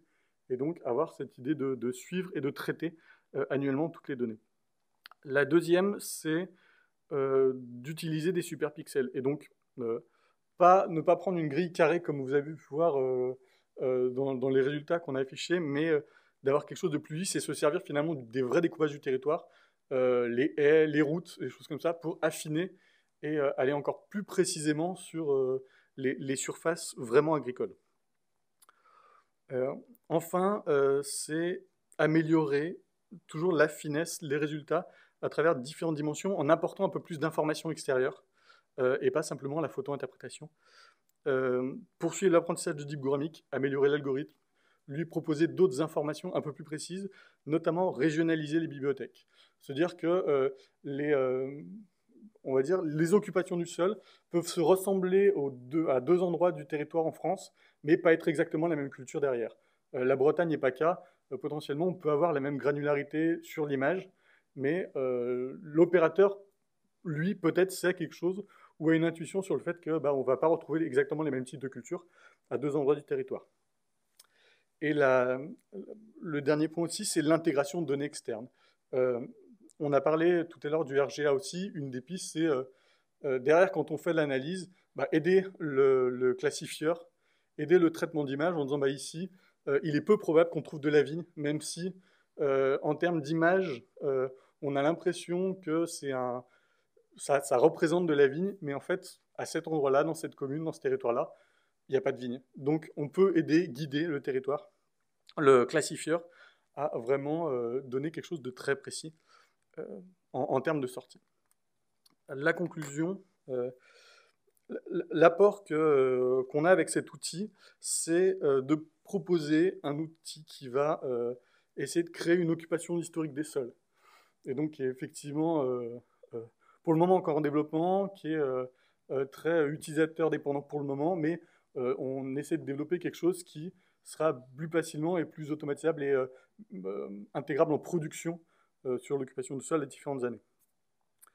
Et je laisserai ma collègue finir sur cette première partie, et sur la deuxième partie, les attentes que nous, finalement, on a au travers de cet outil, au travers de cette journée, c'est voir comment est-ce qu'on peut intégrer cet outil, ou comment est-ce qu'on peut améliorer cet outil au travers de collaboration là-dessus, et peut-être où il y a des pistes qui peuvent nous aider, ou des études qui peuvent permettre de le mettre en pratique, et voir comment on peut le critiquer, l'améliorer, le moduler, etc., pour le tester. Et l'un des points aussi, c'est automatiser le géoréférencement, parce que, évidemment, les images qu'on met derrière, alors là, on parle d'images photo aériennes, on a aussi l'idée de mettre des images satellites, et ça déjà, c'est en discussion aussi, mais il y a toujours la difficulté de géoréférencer l'image, et une image, c'est pas juste enfin voilà, on a tous ça en tête, mais c'est pas juste un carré, un pixel, il y a toute une notion de déformation géographique derrière, et ça peut avoir beaucoup d'implications, et aussi, ne serait-ce qu'une fois qu'on a l'image, replacer le point exactement au bon endroit, les notions de buffer, les choses comme ça. Et donc, il y a toujours ces difficultés-là. Et pareil, je laisserai ma collègue tout à l'heure compléter sur ces points. Merci.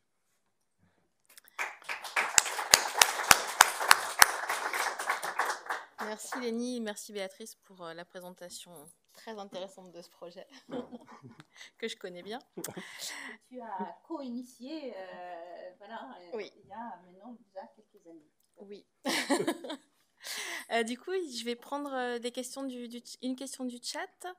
Est-ce que le logiciel Gouramic sera accessible en freeware ou accessible par la suite? Oui. La réponse est oui. Il faut que vous mettiez votre micro, Béatrice. La réponse... Non. Il faut qu'il soit vert. La réponse de principe est oui. Comme vous avez pu voir, nous sommes en train d'améliorer la performance de l'outil, notamment en alimentant la base de données par des images additionnelles pour améliorer la performance du deep gouramic, c'est-à-dire de la caractérisation automatique. Et avant de le rendre accessible, on voudra vraiment être contente de la performance de l'outil. Par contre, on est open à des collaborations qui permettent d'accéder à l'outil pour participer à l'évaluation de la performance et de ce fait-là aussi avoir un retour utilisateur, donc dans le cadre de collaboration. Tout à fait. Cet outil a été développé donc, dans le cadre d'une thèse et dans le cadre d'un LabEx qui est l'intelligence des mondes urbaines, mais qui travaille aussi sur les mondes ruraux. Et nous sommes en train de voir à ce niveau-là aussi les travaux pour poursuivre ça. Et donc, on a actuellement un financement de la Ligue contre le cancer pour aussi améliorer cette performance automatique. Voilà. Merci. Et la même personne qui posait la question suggère aussi qu'une interaction pourrait être intéressante avec le service urbanisme, la chambre d'agriculture ou la DAF à explorer pour vous. Voilà. Avant de reprendre une question dans la salle, sur le chat, est-ce qu'il y a des questions dans la salle? Oui. Je vous demanderai d'être un peu plus concis sur votre formulation de questions. Ok, d'accord. Enrique Barrios, INRAE, donc une présentation très intéressante et je suis surpris que les services statistiques et le ministère de l'Agriculture ne disposent pas de ce type de données, mais donc vous allez combler ces trous. Du point de vue collaboration, je ne sais pas si vous avez des contacts avec les GIS Sol et avec l'unité en particulier InfoSol d'INRAE, parce que vraiment c'est les centres, c'est eux qui manipulent l'ensemble d'informations sur les sols au niveau national, quoi. Ça serait très pertinent. Oui, je pense que, mais on va en parler à la table ronde en fin de journée. Votre commentaire répond à ce souci, la problématique de fragmentation entre utilisateurs de données et producteurs de données. Et je pense que cette journée doit aussi être un tremplin pour réfléchir sur comment mieux les articuler. Mais je pense que Sébastien, on va en parler en fin de journée à la table ronde. Je vous propose une dernière question avant de faire une pause café. Et cette fois, je vous laisse la parole.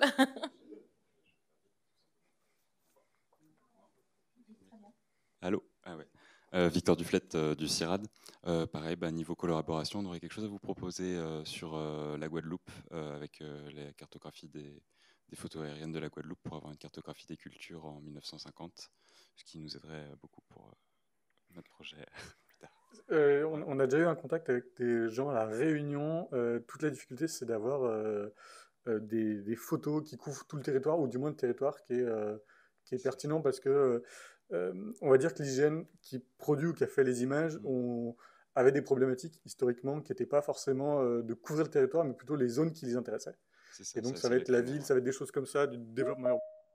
Et donc on peut des fois pêcher mais même sur tout le territoire, mais on peut pêcher par des territoires qui sont faiblement couverts.